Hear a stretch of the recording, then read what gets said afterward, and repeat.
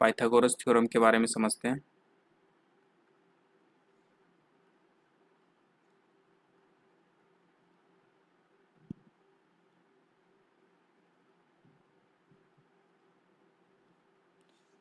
तो ये आपका मान लीजिए एक राइट एंगल ट्रायंगल है, ठीक है।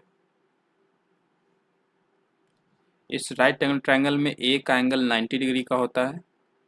ए बी सी इस ट्रायंगल का नाम है।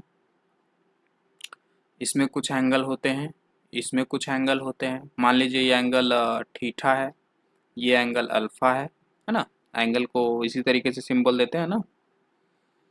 अच्छा, और इस ट्रायंगल में तीन साइड होते हैं। एक हाइपोटेनस होता है,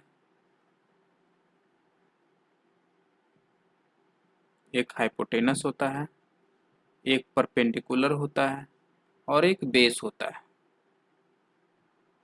अब हम किसको परपेंडिकुलर बोलें, किसको बेस बोलें? तो ए बी को हम हाइपोटेनस बोलते हैं, ए बी को हम हाइपोटेनस बोलते हैं। अच्छा, परपेंडिकुलर किसको बोलेंगे?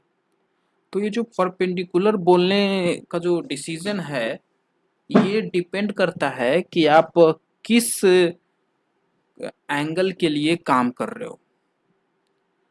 मतलब जो आप कैलकुलेशन कर रहे हो ट्रायंगल में, जैसे कि आपको मान लो ये एंगल निकालना है या ये साइड निकालना है या ये साइड निकालना है, कुछ आप काम कर रहे होगे ना राइट एंगल ट्रायंगल के साथ।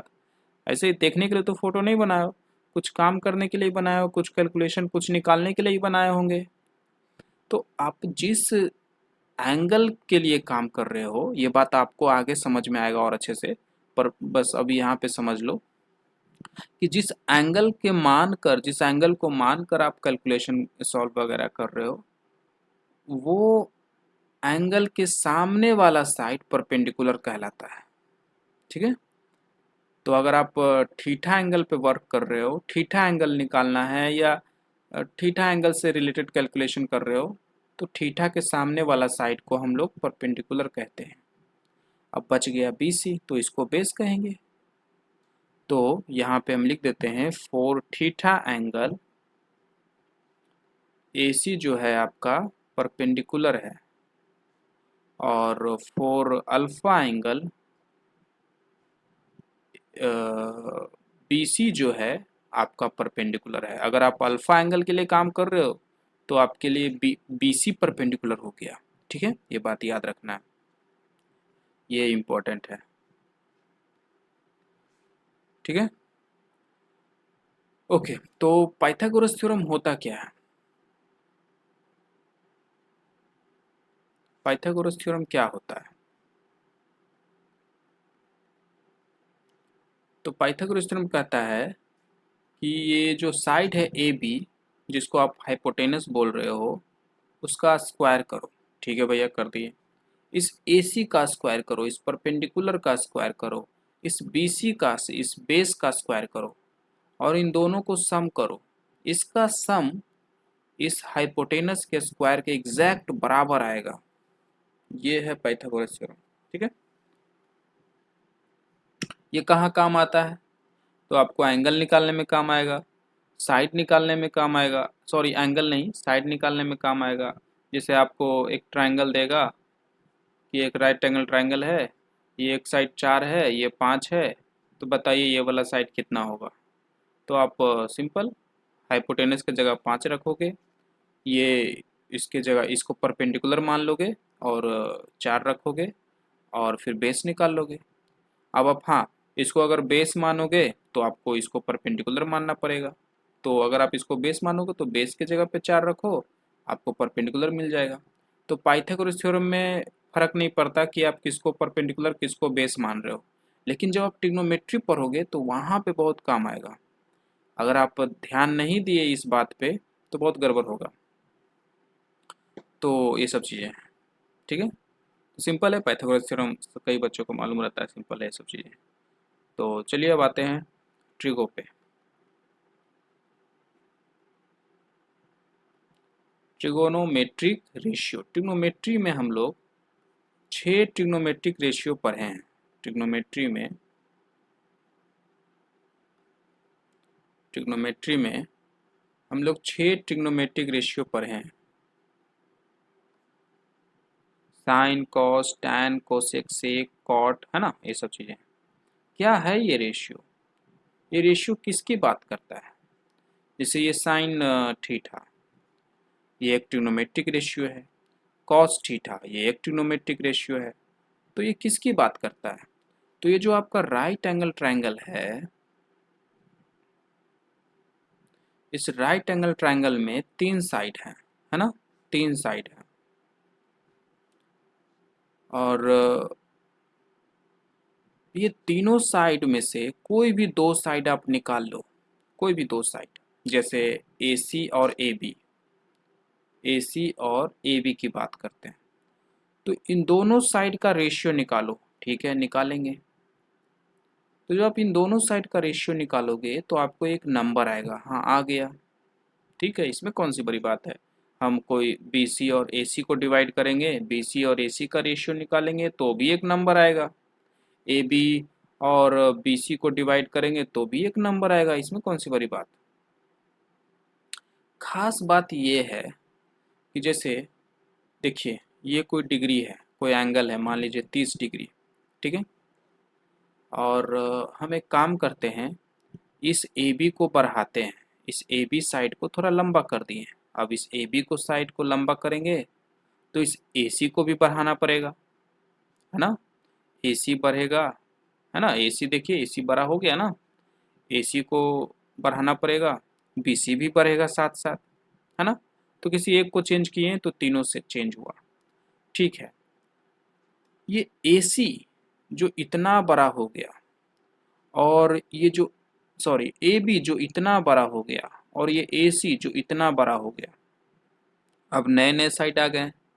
पहले मान लीजिए कुछ था,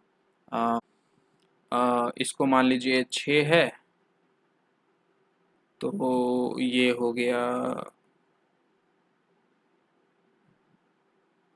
12, ठीक।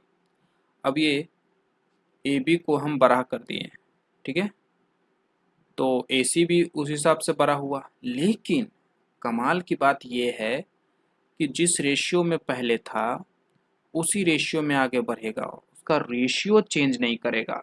कब तक? जब तक आप ये एंगल नहीं चेंज कर रहे हो। अगर जब तक ये एंगल सेम है, देखिए ये जो नया साइड है AB और ये AC, ये AC और AB के बीच का जो AC और AB, AC जो एंगल से यहाँ पे B पे बना रहा है वो 30 डिग्री ही बना रहा है। तो अगर ये एंगल अगर आपका फिक्स है तो इन दोनों साइड के रेशियो हमेशा फिक्स होंगे। यानी कि अगर आप इसको 12 से मान लीजिए 14 कर देते हैं तो ये जो AC साइड है 6 से 7 हो जाएगा। अभी आप देखिए, 7/14 करिए, 6/12 करिए, हमेशा आपको 1/2 आएगा। तो जब ये एंगल 30 डिग्री होता है तो हमेशा रेशियो 1/2 ही आता है। यही है ट्रिग्नोमेट्री रेशियो, ठीक है। तो यहाँ पे 1/2 आया, ठीक। अब हम AC और BC को करेंगे डिवाइड, तो उसमें भी वैसे ही ये साइड बाय ये साइड करेंगे, फिर बड़ा हो गया, फिर ये साइड बाय ये साइड करेंगे, है ना। तो उसमें भी हमेशा हमें इक्वल नंबर आएगा। अनटिल कब तक?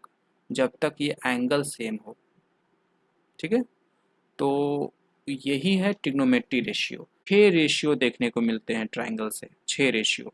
उन 6 वो रेशियो का हम लोग अलग अलग नाम रखें, साइन, कोस, टैन, कोसेक, सेक, ये सब। समझ में आ रही है बात? फिर से एक बार रिवाइज करते हैं। आपके पास राइट एंगल ट्राइंगल है, आपके पास उस ट्राइंगल के कुछ एंगल हैं, तो वो एंगल जब तक चेंज ना हो तब तक आप उसके जो साइड के जो रेशियो हैं वो भी नहीं चेंज होगा। जब तक ये एंगल ना चेंज हो तब तक उस साइड के रेशियो भी चेंज नहीं होगा। अगर आप साइड बढ़ाते हो तो उसके जो उससे जुड़ा हुआ जो दूसरा साइड है वो भी बढ़ेगा और वापस रेशियो सेम रखेगा जब तक आपका एंगल सेम है। और इस तरीके से हमें 6 रेशियो होते हैं, साइन, कोस, टैन, कोसेक, सेक, कॉट। समझ में आई बात? अच्छा, तो ये जो साइन थीटा जो रेशियो है, इसमें जो थीटा है वो क्या है? ऑफ कोर्स ये एंगल की बात कर रहा है, जो थीटा 30 डिग्री जो हम अभी बात कर रहे थे वो वही एंगल है। और जब तक, है ना, जब तक थीटा सेम है तो साइन थीटा हमेशा सेम रहेगा। साइन थीटा क्या है? तो रेशियो है। किसका रेशियो है? साइड का रेशियो है। तो किस साइड का? इसमें तो बहुत सारे 3 साइड हैं, तो कौन 2 साइड का रेशियो? तो साइन थीटा होता है परपेंडिकुलर बाय हाइपोटेनस। अब आप सोचोगे भाई परपेंडिकुलर किसको माने? ये तो हाइपोटेनस है, ये परपेंडिकुलर है, इसको क्या, इसको परपेंडिकुलर बोले कि इसको परपेंडिकुलर बोले, है ना? तो याद रखिए, याद करिए, अभी थोड़ी देर पहले बताए थे कि जिस एंगल पे काम कर रहे हो उस एंगल के सामने वाला साइड परपेंडिकुलर कहलाता है। तो आप किस एंगल के लिए काम कर रहे हो? इस 30 डिग्री के लिए काम कर रहे हो, इसको आप थीटा मान रहे हो, तो इसके सामने वाला AC जो साइड है वो परपेंडिकुलर है। हाइपोटेनस तो पता ही है AB, ठीक है। अगर आप इस एंगल के लिए काम करते, इस एंगल के लिए कैलकुलेशन करते, पूरा अभी जो एक्सप्लेनेशन हम इस एंगल पे करते, तो मेरे लिए BC परपेंडिकुलर होता। आई बात समझ में? cos थीटा तो बेस बाय हाइपोटेनस, इसमें बेस कौन है? BC, हाइपोटेनस कौन है? AB। बेस बाय हाइपोटेनस यानी कि थीटा एंगल के लिए for theta angle BC by AB। इसी तरीके से sine cos tan theta perpendicular by base, तो परपेंडिकुलर क्या हो गया? टैन थीटा के लिए परपेंडिकुलर AC हो गया, perpendicular by base AC bye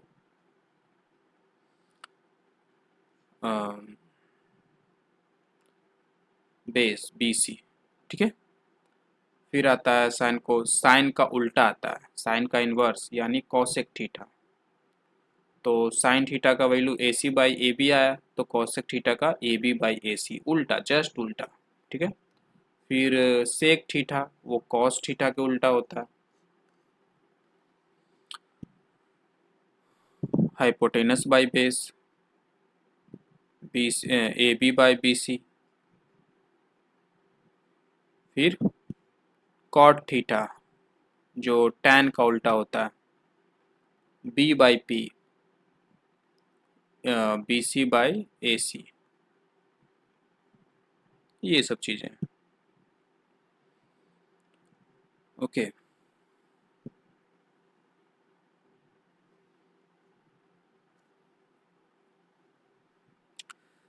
चलिए कुछ और जान लेते हैं और उसके बाद इस पे क्वेश्चन करते हैं। तो एक लास्ट पॉइंट है, उसके बाद हम लोग क्वेश्चन करेंगे। तो जैसे ये हमारा हुआ, ये जो एंगल है ये हमारा हुआ मान लीजिए 1 डिग्री, ठीक है, ठीक है। अब इस 1 डिग्री को 60 इक्वल पार्ट में बांटिए, 60 इक्वल पार्ट में डिवाइड करिए। हम तो नहीं कर पा रहे हैं, लेकिन आप इमेजिन करिए कि हम 60 इक्वल पार्ट में इसे डिवाइड किए हैं। तो हर एक पार्ट जो एंगल बना रहा है उस एंगल को हम लोग क्या कहते हैं? 1 मिनट, ठीक है, 1 मिनट। और ये जो 1 मिनट है उस 1 मिनट को फर्दर 60 भाग में बांटिए, तब जो हर एक पार्ट होगा वो कितना एंगल बनाएगा? 1 सेकेंड, ठीक है। यही बात हम कर रहे हैं यहाँ पे। तो 1 डिग्री को अगर आप 60 भाग में बांटोगे तो हर एक पार्ट कितना हो गया? 1/60 डिग्री। और उस 1/60 डिग्री को हम 1 मिनट कहते हैं, ठीक है।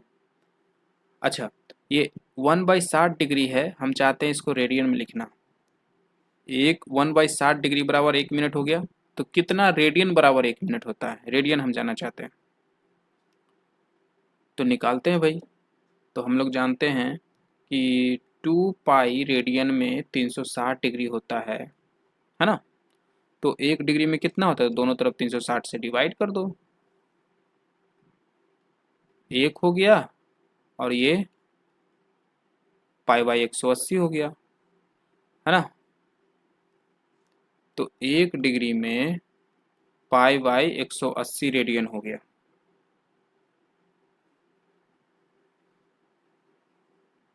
मुझे 1/60 डिग्री चाहिए, तो 60 से डिवाइड कर दिए, तो इधर भी करेंगे, तो ये कितना आया, पाई बाई इतना आया ना, 10800।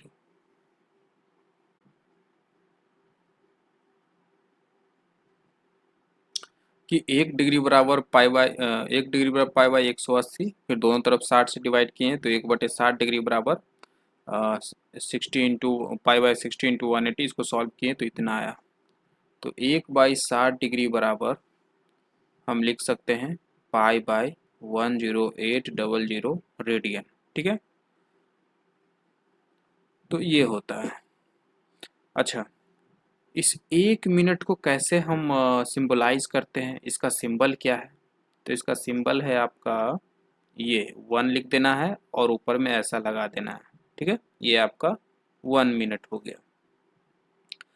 इस 1 मिनट को हम जब फर्दर डिवाइड करते हैं 60 पार्ट में, तो हर एक पार्ट 1/60 हो गया, है ना। 1 मिनट को अगर 60 भाग में पार्ट को बांटोगे तो हर एक पार्ट में कितना एंगल, 1/60 मिनट एंगल। और ये एंगल बराबर होता है 1 सेकेंड के, इसको हम 1 सेकेंड कहते हैं, ठीक है, 1 सेकेंड। चलिए अब कुछ क्वेश्चन करते हैं। तो ये आपका एक राइट एंगल ट्रायंगल है,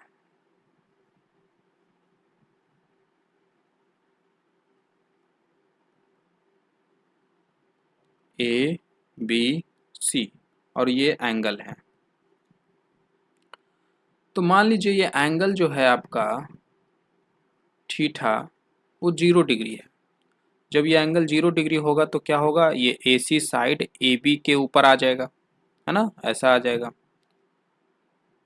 तो जब ये थीटा 0 डिग्री है, तो अब मुझे चाहिए साइन थीटा का वैल्यू। साइन थीटा क्या है, रेशियो है। रेशियो किसके बीच, तो दो साइड के बीच। कौन दो साइड, परपेंडिकुलर और हाइपोटेनस। परपेंडिकुलर कौन है, ये है परपेंडिकुलर की ये है परपेंडिकुलर। तो हम किस एंगल की बात कर रहे हैं, थीटा। थीटा कहाँ है, यहाँ पे। तो आपका ये है परपेंडिकुलर, ये है हाइपोटेनस, ये है बेस। तो ए बी बटे क्या लिखेंगे, ए सी। और जब ये थीटा आपका 0 हो जाएगा तो ये ए बी सी बी के ऊपर आ जाएगा, यानी सॉरी ये ए सी सी बी के ऊपर आ जाएगा, यानी कि जो ए बी है वो 0 हो जाएगा। तो ए बी के ऊपर 0 रख देते हैं, तो साइन थीटा का वैल्यू क्या आया, 0। इसीलिए हम कहते हैं कि साइन थीटा का वैल्यू 0 होगा जब आपका थीटा 0 होगा, यानी कि साइन 0 बराबर 0 होता है। ठीक है, आपको समझ में आ रहा होगा कि क्यों ऐसा हम कहते हैं, साइन 0 बराबर 0 क्यों कहते हैं। तो क्योंकि आप यहाँ देखिए, साइन जब 0 होता है तो उसका परपेंडिकुलर 0 हो जाता है, और जब परपेंडिकुलर यानी ये जो देखिए न्यूमरेटर न्यूमरेटर 0 हो जाएगा तो वैल्यू 0 हो जाएगा, ठीक है। अच्छा, साइन 0 का वैल्यू साइन थीटा का वैल्यू 0 हो जाता है जब थीटा 0 होता है। कॉस थीटा क्या होता है, तो देख लीजिए, आप खुद ही देख लीजिए। कॉस थीटा बराबर क्या होता है, बेस बाई हाइपोटेनस। थीटा इस एंगल के लिए ये मेरा बेस है सी बी और ए सी। जब थीटा 0 होगा तो ये जो ए सी है एकदम सी बी के ऊपर आ जाएगा। A C will be like C B, A C एकदम ऊपर सी बी के ऊपर आ जाएगा और उसी लेंथ के बराबर हो जाएगा, ठीक है। तो सी बी और ए सी दोनों बराबर हो जाएंगे, और जब बराबर हो जाएगा तो दोनों का रेशियो क्या आएगा, न्यूमरेटर डिनोमिनेटर बराबर होगा तो दोनों का रेशियो क्या होगा, 1 ही होगा ना। तो कॉस थीटा का वैल्यू 1 होता है जब थीटा आपका 0 होता है। ये एक दूसरा बात आ गया। अब चलिए tan की बात करते हैं। tan थीटा बराबर परपेंडिकुलर अपॉन बेस। परपेंडिकुलर कितना है ए बी, बेस कितना है बी सी। जब थीटा 0 होगा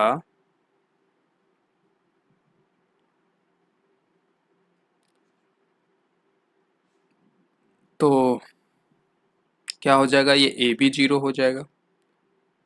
तो tan थीटा का वैल्यू 0 होगा जब थीटा 0 होगा, यानी कि tan 0 बराबर 1, सॉरी 0।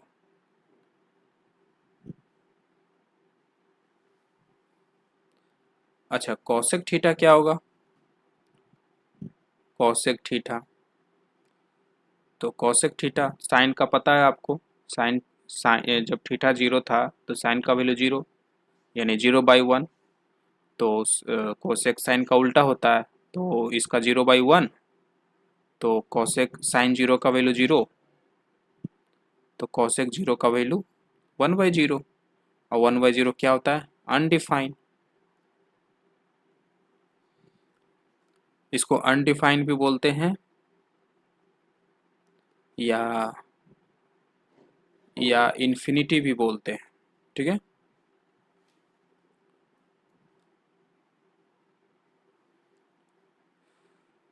देखिए जब ये थीटा 0 होगा तो क्या होगा, तो ये ए सी बी सी पे आ जाएगा, है ना। तो कोसेक थीटा बराबर होता क्या है, कोसेक थीटा बराबर क्या होता है, base by hypotenuse, sorry hypotenuse by perpendicular. तो हाइपोटेनस क्या है आपका ए सी, ए सी बटे परपेंडिकुलर क्या है ए बी। तो जब ये एंगल 0 होगा तो आपका ए बी 0 हो जाएगा। तो ए बी 0 मतलब नीचे 0 और ऊपर कुछ होगा अपना, जो भी हो, एक हो या पता नहीं, जो भी हो कुछ वैल्यू होगा। तो क्या आएगा, अनडिफाइन आएगा ना, या इनफाइनाइट आएगा।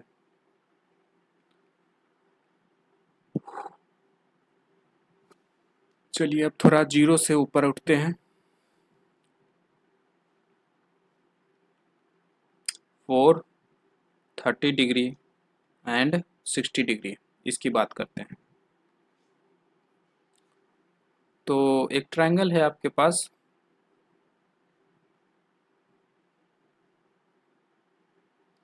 A B C.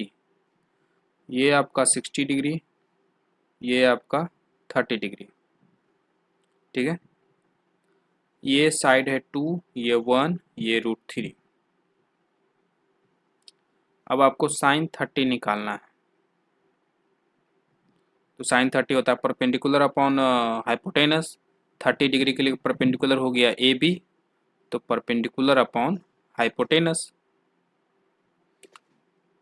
परपेंडिकुलर क्या है 1, 30 डिग्री के लिए परपेंडिकुलर 1 हो गया तो 1 रख दिए, और हाइपोटेनस 2। तो साइन 30 बराबर कितना आया, 1/2, सिंपल, ठीक है।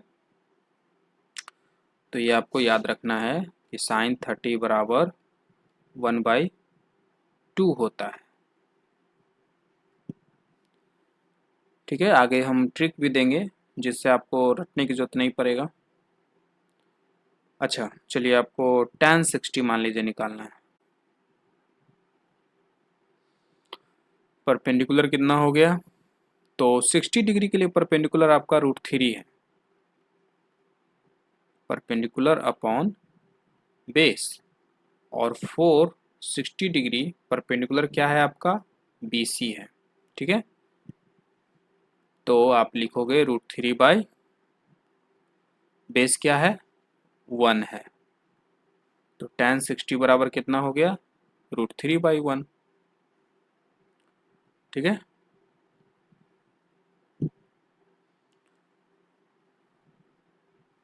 इसी तरीके से आगे कुछ बात करते हैं।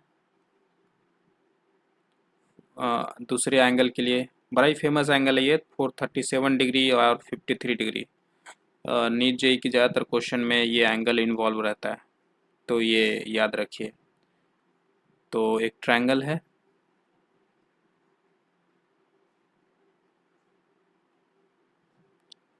ये आपका 37 डिग्री है, ये आपका 53 डिग्री है, ए बी सी। आपको tan 37 डिग्री निकालना है। तो tan बराबर परपेंडिकुलर अपॉन बेस, 37 के लिए परपेंडिकुलर ये हो गया और बेस ये हो गया। अच्छा हाँ, जब भी आपका 37 डिग्री 53 डिग्री हो तो एक 37 होगा तो दूसरा ऑफ कोर्स 53 होगा ही होगा। तो जब भी ये दो एंगल हो ट्रायंगल में तो आप हाइपोटेनस को 5 कर देना, इस साइड को 37 के सामने वाले साइड को 3 और 53 के सामने वाले साइड को 4 लिख देना। 3 4 5। कहाँ पे 3 लिखना है? तो 3 छोटा नंबर है तो छोटा एंगल के सामने छोटा नंबर, बड़ा एंगल के सामने बड़ा नंबर। आई बात समझ में? तो जब भी आपको 37 53 डिग्री हो तो आप ये ट्रायंगल याद रखना, बहुत इंपॉर्टेंट है, बहुत ही आगे काम आएगा, बहुत काम आएगा। तो एक ट्रायंगल याद रखिए जिसका एक एंगल 37 हो, एक एंगल 53 हो, उसका हाइपोटेनस 5 होगा, उसका 37 के सामने वाला 3 और बेस 4। 3 4 5 आप ऐसे याद रखिए, आप समझ जाओगे कि कौन 3 है कौन 4 है। 5 तो सबसे बड़ा साइड और ट्रायंगल में सबसे बड़ा हाइपोटेनस होता है, तो 5 आप हाइपोटेनस के पास रखोगे। बचा आप 3 4, तो 3 छोटा साइड है, तो छोटा एंगल के सामने छोटा साइड, बड़ा एंगल के सामने बड़ा साइड। ठीक है, तो ये आप याद रखना। तो tan 37 कितना होगा? Perpendicular upon base. परपेंडिकुलर क्या है? 37 के लिए परपेंडिकुलर 3 है, बेस क्या है? 4, 3/4। फिर आगे मान लीजिए आपसे पूछ दे cos 53 डिग्री, ये कितना होगा? cos होता है बेस बाई हाइपोटेनस। तो cos 53 के लिए बेस क्या है भाई? तो ये परपेंडिकुलर है और ये बेस है 53 डिग्री के लिए। यहाँ लिख देते हैं 453 degree, base is A B, A B आपका बेस हो गया। तो 3 और हाइपोटेनस 5, तो cos 53 डिग्री का वैल्यू 3/5। ओके, चलिए आगे कुछ बात करते हैं दूसरे एंगल के लिए 445 डिग्री। तो ये है राइट एंगल ट्रायंगल, 90 45 45। ठीक, अच्छा ये एक 45 होगा तो ऑफ कोर्स दूसरा भी 45 होगा, है ना। ये कौन सा ट्रायंगल बन गया आपका? राइट आइसोसेलेस ट्रायंगल बन गया। ठीक है, तो ये ए बी और बी सी इसमें बराबर होता है, दो एंगल बराबर हैं तो उस एंगल से जुड़े हुए जो साइड हैं वो साइड भी बराबर होंगे। तो ये दो बराबर हैं, मान लीजिए 1 है, ये 1 है, तो ये कितना होगा? √2।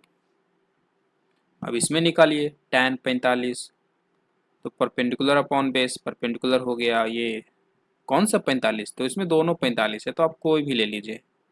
चलिए ये ले लेते हैं, तो perpendicular upon base, sorry perpendicular upon base 1/1, तो tan 45 1, साइन 45, तो परपेंडिकुलर बाई हाइपोटेनस, तो इस एंगल के लिए ये परपेंडिकुलर 1/√2।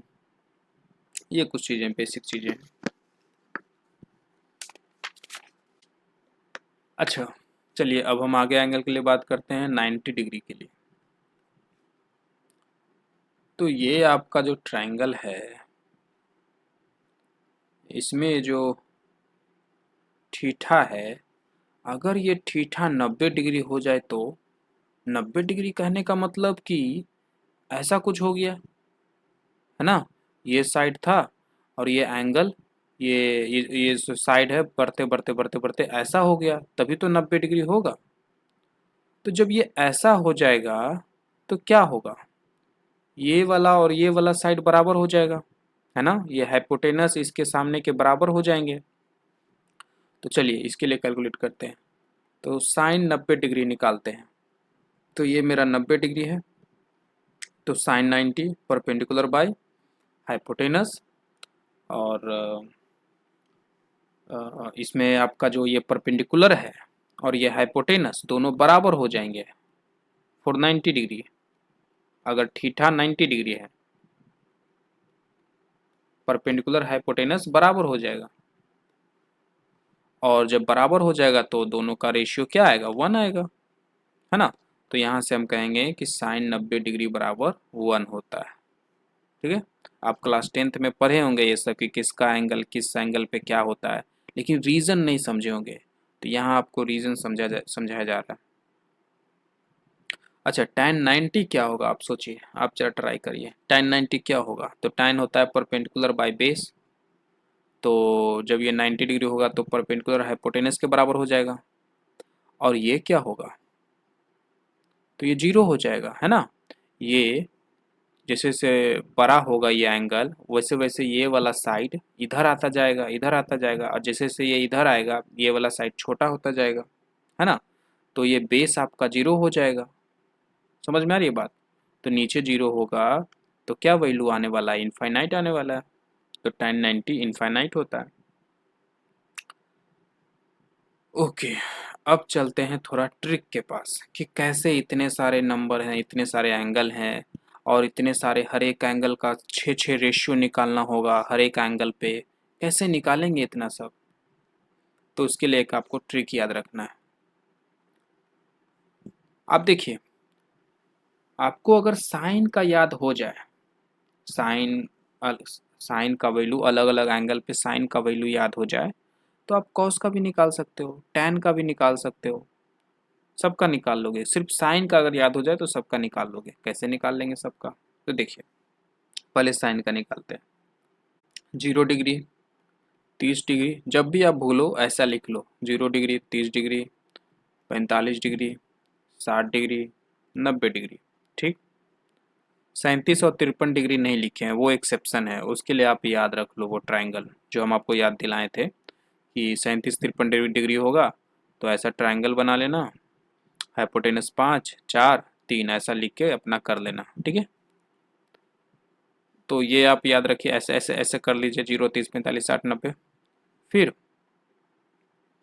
आप ऐसा लिखिए नीचे, मिनट, ऐसा ऐसा 0 1 2 3 4 ऐसा लिखना है, 0 से शुरू करना है। ठीक है, और फिर ये टोटल 4 है ना, सबको फिर 4 से डिवाइड करिए। ये एक ट्रिक है, इसमें कोई लॉजिक सोचने की बात नहीं है कि सर ने 4 से क्यों किया, ये क्यों किया, कुछ मत सोचो, ट्रिक है ये।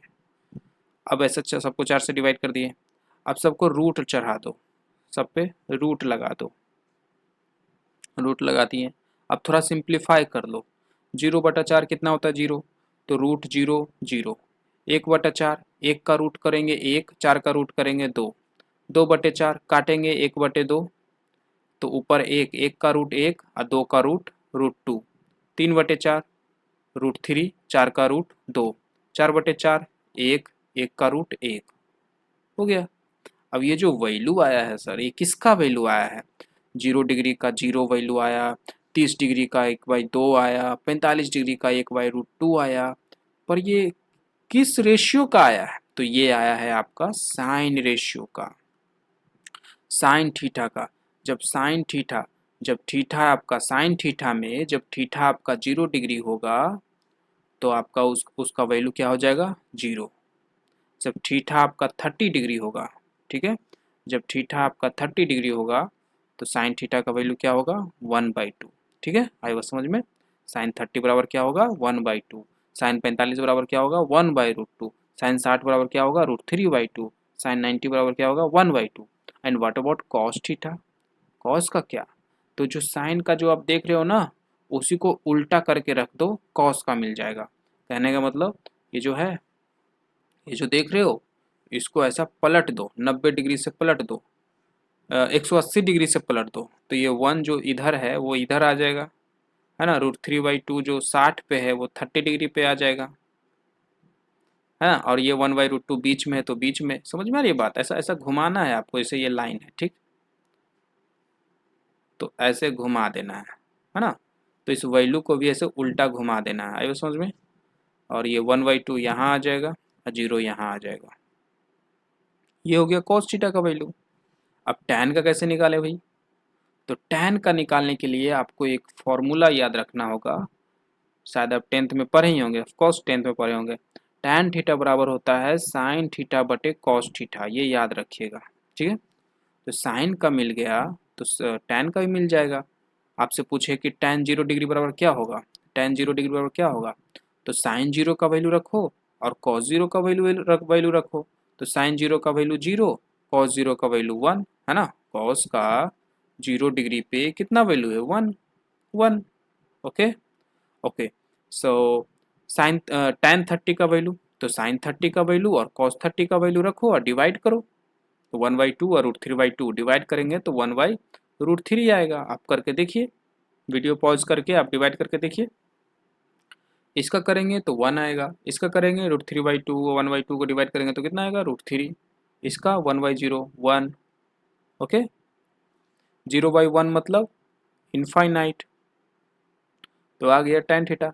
अच्छा, कॉसेक थीटा का कैसे निकालेंगे, कॉसेक थीटा का कैसे निकालेंगे, तो कॉसेक थीटा के लिए साइन का जो वैल्यू आपको पता है उसको उल्टा कर दीजिए। तो कॉसेक साइन 0 पे 0, तो कॉसेक 0 पे 1/0, इनफाइनाइट है ना। इसका 2, इसका √2, इसमें 2/√3, साइन का उल्टा 2/√3, इसमें 1 तो 1 का उल्टा 1 है ना, 1/1। ऐसे ही सेक थीटा और कॉट थीटा निकाल लोगे आप। ओके।